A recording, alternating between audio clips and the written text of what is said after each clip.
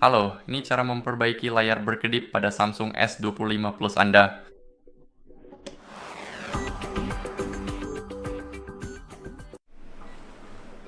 Jadi pertama, yang perlu kalian lakukan adalah mengatur kecerahan di pengaturan ini.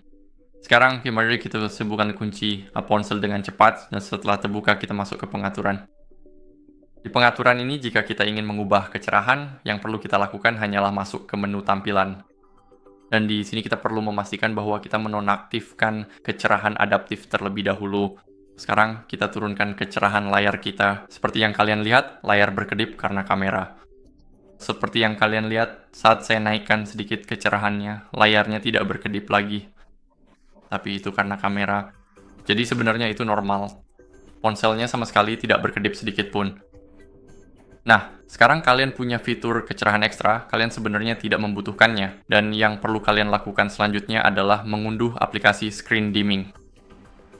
Jadi silakan buka Play Store, masuk ke menu pencarian, lalu cari screen dimmer dan kemudian OLED saver, dan silakan tunggu sebentar. Seperti yang kalian lihat, saya akan menunggu sebentar sampai selesai memuat. Sekarang kita pilih aplikasi ini. Aplikasi ini telah diunduh lebih dari 100.000 kali dan memiliki ulasan bintang 4,3. Mari kita klik install, dan sekarang sedang diinstal. Jadi mari kita klik buka. Dan di sini, mari kita berikan izin pertama, yaitu mengubah pengaturan sistem untuk mengontrol kecerahan.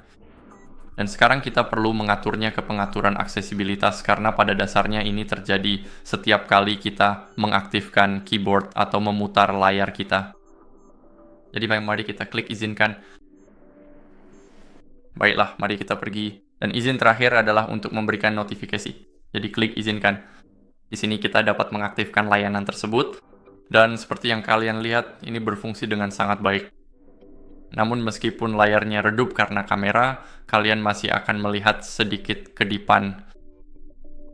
Jadi yang juga bisa kalian lakukan adalah klik nonaktifkan layanan jika tidak berfungsi. Dan kalian bisa mencoba bersenang-senang dengan menaikkan dan menurunkan kecerahan layar kalian. Jadi sekarang, setelah itu, yang bisa kalian lakukan sebagai langkah terakhir adalah memeriksa pembaruan perangkat lunak. Jadi mari kita kembali ke pengaturan dan sekarang mari kita gulir ke bawah sampai kita melihat pembaruan perangkat lunak. Di sini, kami ingin mengklik periksa pembaruan dan seperti yang kalian lihat, kami lebih suka memuat. Saya sudah menggunakan versi terbaru, tetapi jika Anda belum, saya sarankan Anda untuk memperbaruinya. Sangat penting untuk selalu menggunakan versi perangkat lunak terbaru dan pada dasarnya hanya itu saja. Jadi saya harap video ini bermanfaat.